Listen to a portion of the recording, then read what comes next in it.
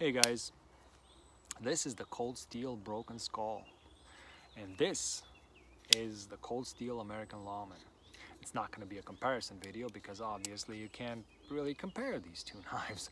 They're very different, but this was my first experience with Cold Steel folders. Their triad lock, their linerless construction of G10 handled scaled folders, their CTS XHP, and it has changed my mind about how necessary metal liners are in such folders. Now, if we're talking FRN handle scaled folders, maybe. Depends on what you do, what you want to do with it. But it has also changed my mind about thin handles, because a thin handle can be very comfortable and very safe to use as long as it's well contoured. This one sits great in hand. And this knife is one of my favorites. Even if I carry it inside the pocket, not clipped to my pocket, for me it sits very well. Now, the Broken Skull is much different. As you can see, it's a larger folder and it has a very narrow, thin, and not that contoured handle compared with the American Lawman. And for bigger folders, a narrow and thin handle can be uncomfortable. Well, maybe not uncomfortable, but as with any folder, it will bother you. And more so because this is very narrow, very thin. So when you're cutting hard materials, you're going to have to squeeze it in hand so it doesn't rotate. And then it's going to hurt your fingers. Any folder will do that. But the harder you have to squeeze it, the harder it gets. So if you have a well contoured handle, that's a bit wider, maybe a bit thicker, that pain will decrease. So those were my concerns about this knife. I bought this knife from the same guy that I bought the American Lawman from for a good price. He told me he had 2 of these, was selling one, and if I was interested. It didn't take much convincing, I have to be honest, because I was curious. Now, the thing which I didn't really care for that much was the name Broken Skull. It seemed to me like a marketing thing. Later on, I found out it was named after the ranch, Broken Skull Ranch. That doesn't matter. Nowadays, they make the Ranch Boss, I think, and that's a way better name, because I do see a rancher using something like this, something with a big blade, something that's built very well, and that's not a toy. It's lightweight, but it's not a toy. Sure, yeah, you can flick this one out and it's easier to close than the American Lawman, but it's not a toy. And ranchers will probably have gloves on them, and using this with gloves, even if you have to cut through harder materials for a longer period of time, it's doable. Like this is very hard dogwood. Very hard dogwood, I have to say. Now, I did drop the edge angle on this one. It's about 17 degrees per side edge angle, and it does very well. But this is hard dogwood. And it hurts my hand right here. Hurts my pinky. But if you carry this with gloves, and you can definitely pull this off with gloves, opening and closing it. But it's just a very different feeling. You get more purchase on the handle, so to say, and you will still have to squeeze your hand, so it will still tire out your hand more than something with a more contoured handle, but it's not going to bother your hand. Let's get a softer wood. Yeah, see? And in the chest lever grip, it's very comfortable, with or without gloves. Why do I like the triad lock? That's one point that I would like to touch upon. Triad lock is like a back lock, but it has this little pin here, which takes up all the force between the blade and the lock bar. You see, it's an extra safety feature, because I would say 1% of people who use knives might need it. I think that 99% really don't need it, but it's a safety feature that, like I said, a few people will need. I don't care that much about it, but it's there, and I appreciate it. What I do care about is the fact that the blade does not push on the lock back. This is my Spyderco Endura. When I first started testing this knife, I noticed that when I was cutting harder materials, I felt something move. Let's stick a harder stick. I felt something move there. Didn't give it too much thought. I just tightened the pivot. And then I realized it wasn't the side-to-side blade play, and I'm very particular about that. I don't like side-to-side blade play, but it was the fact that the blade was pushing on the back lock and it was moving in my hand. For some people, this might not be an issue, but I don't like it. Now, not that there's anything wrong with this knife, I like it. One of my favorites. I don't even mind the color. It's joyful. But the Triad lock does not have that. I have 4 cold steel folders, 3 models, and no matter what I cut with them, I never felt them move. If you don't have side-to-side blade play, when you cut something, it won't move. So that's why I think the Triad lock is such a great thing. It's such a simple design, but it takes a great mind to come up with simple solutions, I think. And I appreciate the extra safety feature that comes with it. Even though I don't need it, I appreciate it. Some people complain that these knives get a lint right here and that it doesn't lock up very well. In my case, I wear jeans most of the time, and out here in the summer, same thing. I like jeans. I need big pockets for all the stuff that I carry. Not that I actually need it, I just like to carry it. Never got that lint problem here, and if you do, there's your solution. So whether you want to have more tension or less tension, I don't know how you do with more tension, but less tension, you could probably modify the spring. For me, I think this is great. If you depress it completely, the blade falls shut and you don't have side-to-side blade play. And I think it's great. You don't have jimping, except for the scales right here, and you don't have a lanyard hole. I don't need them. I like that. Sometimes the lanyard hole gets in the way of the pocket clip and they have to move the pocket clip somewhere and it just sticks more out of your pocket. Talking about the pocket, this one sits very well in the pocket. While it has such a thin and narrow handle, once you close it, you can see the width changes dramatically, but it's not an issue. If you have big pockets, it's not an issue.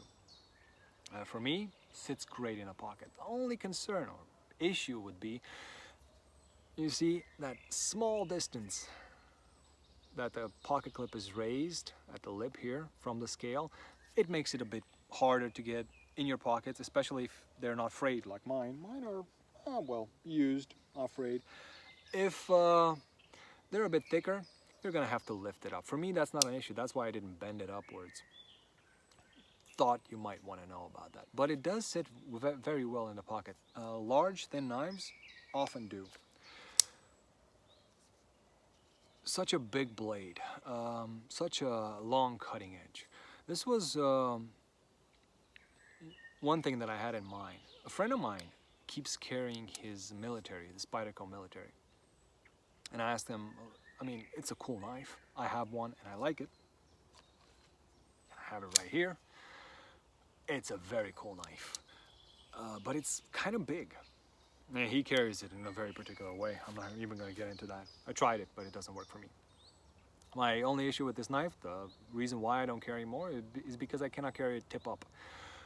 And I don't like to carry it on my left-hand side. I can't carry it on my right-hand side, knowing that the blade would always face my hand. I reach into something and it opens the blade. So, but he said he likes to carry the Spyderco military because it has a long cutting edge. And he likes to prepare his food, eat his food, and sometimes he needs to cut something that's rather large in his lunch break, and then this just comes in handy. And I thought about that, and the Broken Skull has actually more cutting edge than the Spyderco military, and it's lighter weight also.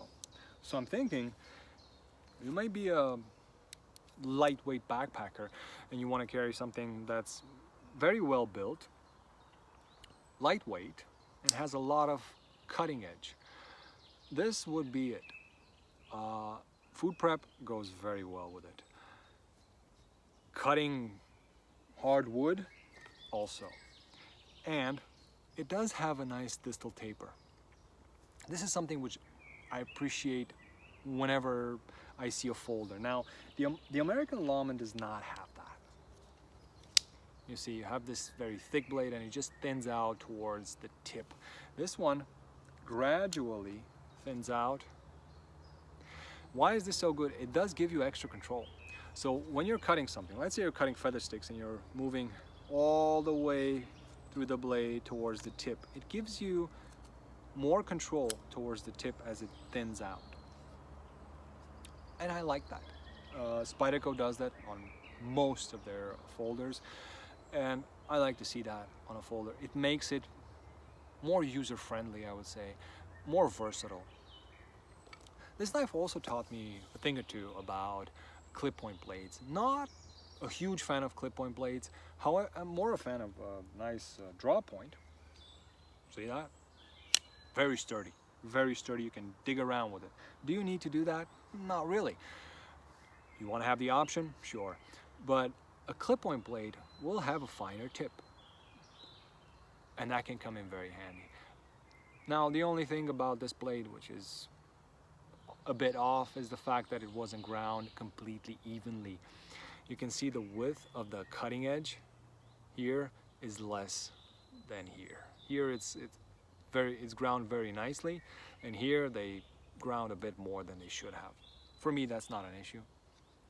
But at this price, it's okay. If we were talking a more expensive knife, I would really have an issue with that, because after a certain price, I expect a certain quality.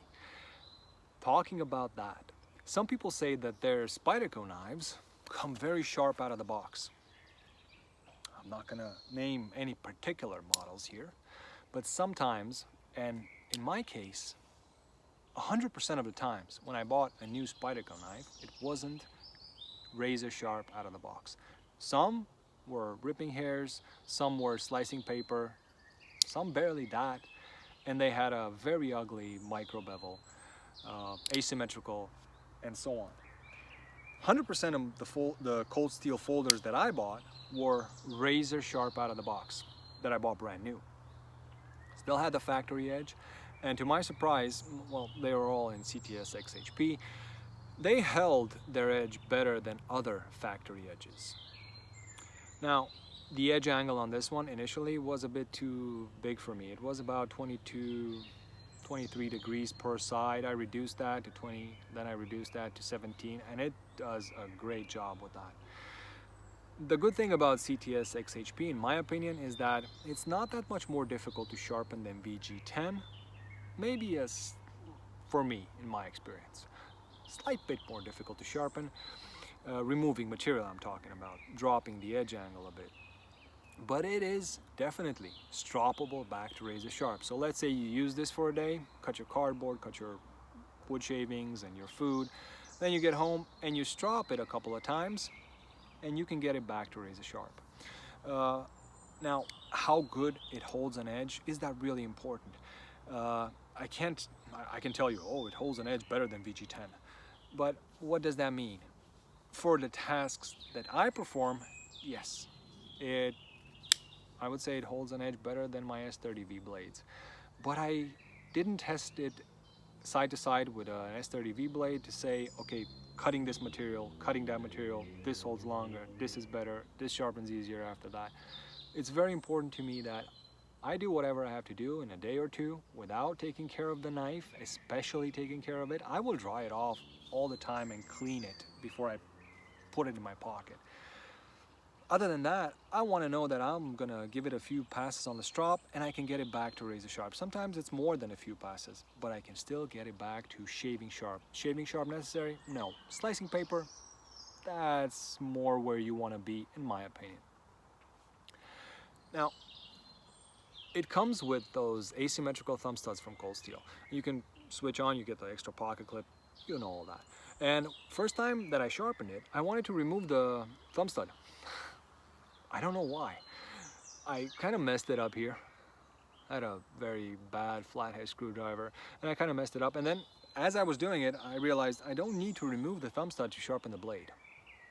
It doesn't get in the way of me sharpening it. I use the Lansky system simply because it's the most inexpensive one and available. And I can clamp it very well. I can sharpen it. The thumb studs don't get in the way, and they don't get in the way of cutting.